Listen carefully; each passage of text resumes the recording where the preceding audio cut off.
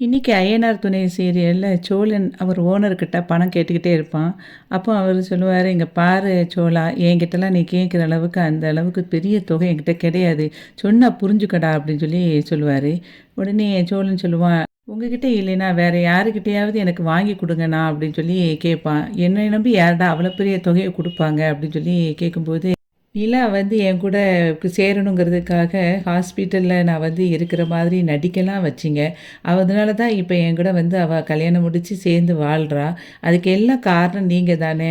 நீங்களே எனக்கு இப்படி குடுக்காம இருந்தா நல்லா இருக்குமா? அப்படின்னு சொல்லிட்டு அழுகுற மாதிரி நடிக்க ஆரம்பிச்சுருவான். உடனே அவரு சொல்லுவாரு, "சரி, சரி அழாதடா தம்பி, நீ அழாத. அழாதடா! நீ கொஞ்சம் வந்து உட்காரு. இப்ப என்ன உனக்கு பணம் தேவை. சரி நான் யார்கிட்டயாவது கேட்டு பார்க்குறேன் அப்படின்னு சொல்லி சொல்லுவாரு. உடனே அதுக்கு சொல்லுவான், எப்படியாவது எனக்கு வாங்கி குடுங்கண்ணே அப்படிங்கும்போது, நான் எல்லாம் வாங்கி குடுக்கறதுக்கு உனக்கு ரெடி பண்றேன். ஆனா நீ ஒண்ணு, அந்த காச கரெக்ட்டா மாசம் மாசம் ஆனா அவங்ககிட்ட கட்டிறணும். அப்படி கட்டலைன்னா என் பாக்கெட்ல தான் கைய வைப்பாங்க. ஏற்கனவே உன்னைய நம்பி இங்க ரூபா வைக்கவே பயமா இருக்கும். நீ விட்டா நீ காச தூக்கிட்டு கூட போயிருவ. ஏற்கனவே தூக்குன ஆள் தானே அப்படின்னு சொல்லி சொல்லுவான். உடனே அதுக்கு "என்ன நீ இப்படிலாம் பேசுறீங்க?" அப்படின்னு சொல்லி திரும்ப அழுகுற மாரி ஆக்டிங் குடுப்பான். உடனே அதுக்கு அவரு வந்து சொல்லுவாரு, "சரி அழாத விடு. நான் உனக்கு ஏதாவது ஏற்பாடு பண்ண பார்க்குறேன்." அப்படின்னு சொல்லிட்டு இருக்கும்போதே, "அண்ணே எனக்கு அந்த அமௌண்ட்டு கூட நீங்க பிறவு குடுக்கலாம். ஆனா நான் இப்ப எனக்கு கொஞ்சம் அர்ஜென்ட்டா கொஞ்சம் ஒரு அமௌண்ட்டு தேவைப்படுதுண்ணே." அப்படின்னு சொல்லி சொல்லுவான். "எவ்வளவுடா?" அப்படின்னோனே, "ஒரு 20,000" அப்படின்னு சொல்லி கேட்பான். எப்படி தான் கொஞ்சம் பணம் வந்த உடனேயே யாருக்கு மூக்கு வேர்க்குமோ தெரியல. காசு வந்த உடனே வந்து கேட்க வந்துட்டானுங்க அப்படின்னு சொல்லிட்டு அந்த காச எடுப்பாரு.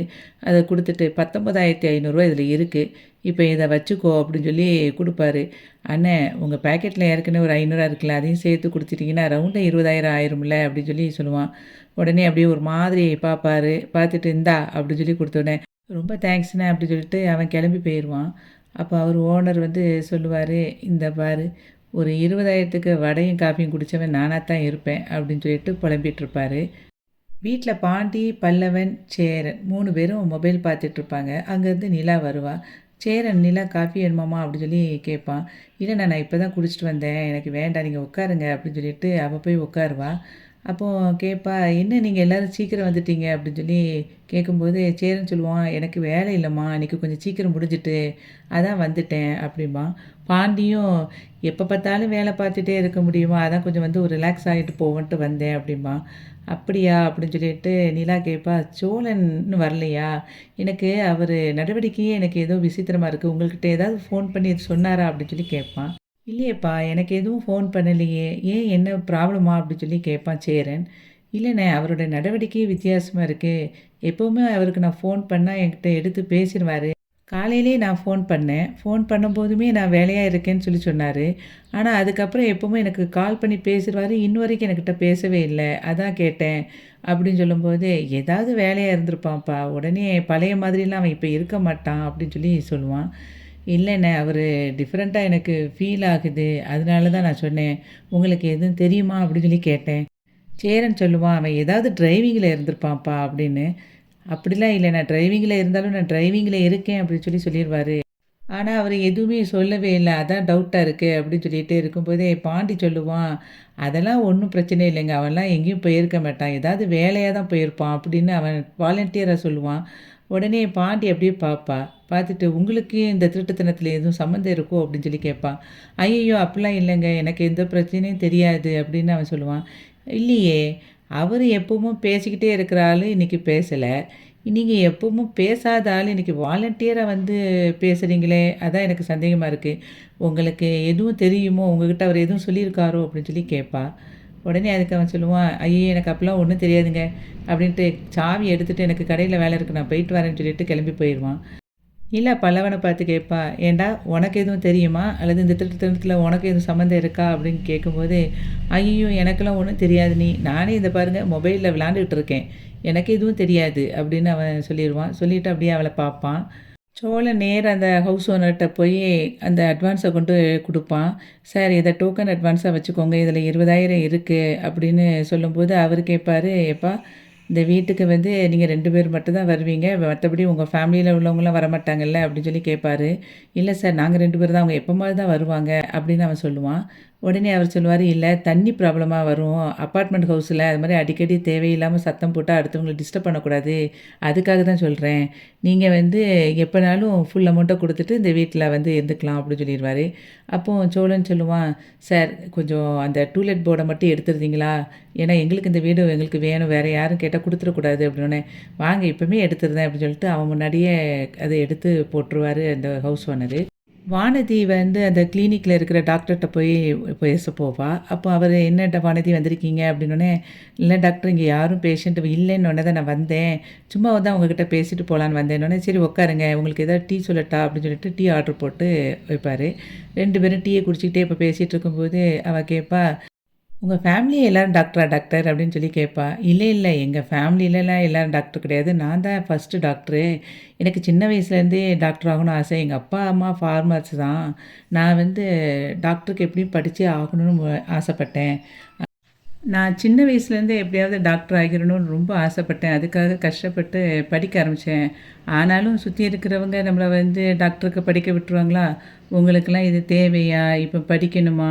இந்த கஷ்டத்துல எதுக்கு இது?" அப்படிலாம் ரொம்ப வந்து நம்மள டிமோட்டிவேட் பண்ண தான் செய்வாங்க. எங்க சித்தப்பாவே இருக்காரு. அவரு வந்து அடிக்கடி என்கிட்ட வந்து இப்படி சொல்லிட்டு போவாரு. அப்படின்னு சொல்லும்போது, "அப்போ உங்களுக்கு கஷ்டமா இருக்கும்ல?" அப்படின்னு சொல்லி கேட்பா.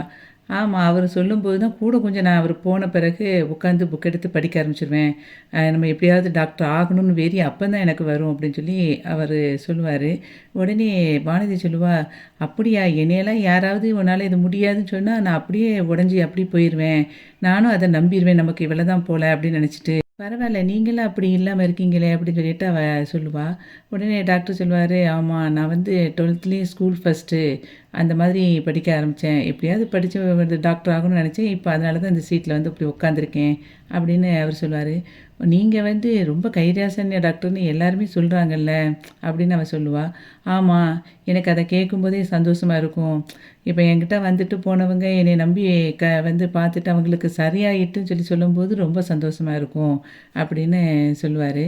எங்க சித்தப்பா வந்து டாக்டருக்கே படிக்கக்கூடாது என்னைய அப்படி சொன்னவரு, கடைசில அவருக்கு பைல்ஸ் வந்துருச்சு. அவருக்கு நான் தான் வந்து ஆப்ரேஷனே பண்ணி வைக்க விட்டேன். பார்த்தீங்களா எப்படி இருக்குன்னு அப்படின்னு சொல்லி சொல்லுவாரு. பார்த்தீங்களா எங்க சித்தப்பா நிலைமைய, அவருக்கு போயும் போயும் பைல்ஸ் நோயா வரணும் அப்படின்னு சொல்லிட்டு கிண்டலா சிரிப்பாரு. உடனே இவ சொல்லுவா, "பயங்கர நீங்க காமெடியா பேசுறீங்க, நல்ல ஜாலியா பேசுறீங்களே!" அப்படின்னு சொல்லும்போது, "நம்மள சுத்தி இருக்கிறவங்க எப்பவுமே சந்தோஷமா இருக்கணும். அதுதான் எனக்கு பிடிக்கும்." அப்படின்னு சொல்லுவாரு. "அப்படியா? எனக்கு ஏதாவது ஒரு ஜோக் சொல்லுங்களேன்." அப்படின்னு வானதி கேட்பா. நான் இப்ப என்ன ஜோக் சொல்ல "சொல்லுங்க டாக்டர், நீங்க நல்லா காமெடியா பேசுறீங்க. எனக்கு ஒரே ஒரு ஜோக் சொல்லுங்க." அப்படின்னு சொல்லி சொல்லுவா. உடனே சரி, ஏன் வந்து கிளினிக்ல நடந்த ஒரு இதையே நான் சொல்றேன் உங்களுக்கு. என்கிட்ட ஒரு பேஷண்ட்டு ஃபுல் பாடி செக்கப் பண்ணணும்னு சொன்னாங்க. எவ்வளோ ஆகும்ன்னு கேட்டாங்க. ஒரு 15,000 ஆகும் அப்படின்னு சொல்லி சொன்னேன். சரி ஓகேன்னு சொல்லிட்டு அவங்க வந்து எடுத்துட்டாங்க. Full body checkup. எடுத்த பிறகு பார்த்தா அவருக்கு எந்த ஒரு நோயுமே இல்ல. அப்ப நான் சொன்னேன், "உங்களுக்கு எந்த பிரச்சனையும் இல்லன்னு" சொல்லி சொன்னேன். உடனே அவர் சொன்னாரு, "15,000 குடுத்து நான் எல்லாம் எடுத்திருக்கேன். அது எப்படி எனக்கு ஒண்ணுமே இல்ல?" அப்படின்னு சொல்லிட்டு என் சட்டைய பிடிக்க ஆரம்பிச்சுட்டாரு. கடைசில அவர்கிட்ட வந்து அயர்ன் வந்து உங்களுக்கு கம்மியா இருக்கு அப்படின்னு சொல்லிட்டு ஒரு டேப்லெட்ட குடுத்த பிறகு தான் போனாரு. அப்படின்னோனே இவ பயங்கரமா சிரிக்க ஆரம்பிச்சுருவா. "என்ன இப்படியெல்லாம் நடக்குமா உங்களுக்கு?" ஆமா என்ன பண்ண? அவருக்கு மாத்திரை குடுத்த பிறகு தான் போறாரு அப்படின்னு சொல்லுவாரு டாக்டரு. சரி டாக்டர்ன்னு சொல்லிட்டு அவ கிளம்பி கீழ போவா. அங்க பாண்டி வந்து வெயிட் பண்ணிட்டு இருப்பான்.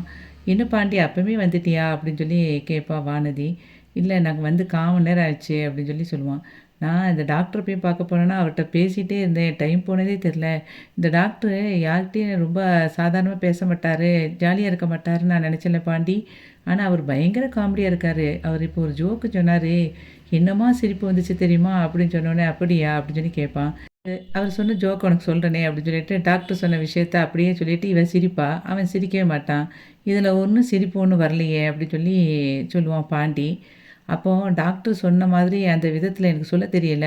அதனால தான் உனக்கு சிரிப்பு வரல அப்படின்னு சொல்லி வானதி சொல்லுவா. அதுக்கப்புறம் சொல்லுவா, இவங்க நிலா தான் வந்து பெரிய இடத்துலேருந்து வந்துட்டு இப்போ பெரிய பிஸ்னஸ் பண்ணிக்கிட்டு இருக்காங்க. அப்படிலாம் நீ சொல்லிட்டு இருந்த. இப்ப நானே சாதாரண ஒரு இடத்துலேருந்து வந்துட்டு, நானும் ஒரு பிஸ்னஸ் பண்ணிட்டேன் பார்த்தியா? அப்படின்னு சொல்லி சொல்லுவா. சரி நல்லது தானே அப்படின்னு சொல்லி பாண்டி சொல்லுவான். அதே மாதிரி டாக்டரும் ஒரு சாதாரண குடும்பத்தில் இருந்துட்டு பெரிய லெவலில் படித்து இப்போ டாக்டர் ஆகிட்டாரு. நீயும் அதே மாதிரி சாதாரண குடும்பத்துலேருந்து தானே வந்த, நீயும் ஒரு நல்லா படித்து வந்திருக்கலாம்ல அப்படின்னு சொல்லி வானதி சொன்னதை கேட்டு பாண்டி எப்படி ஷாக்காகி நிற்கிற மாதிரி இன்றைக்கி ஐயனார் துணை சீரியல் முடிஞ்சது. வீடியோவுக்கு ஒரு லைக் கொடுத்து சேனலை சப்ஸ்கிரைப் பண்ணுங்கள். நன்றி.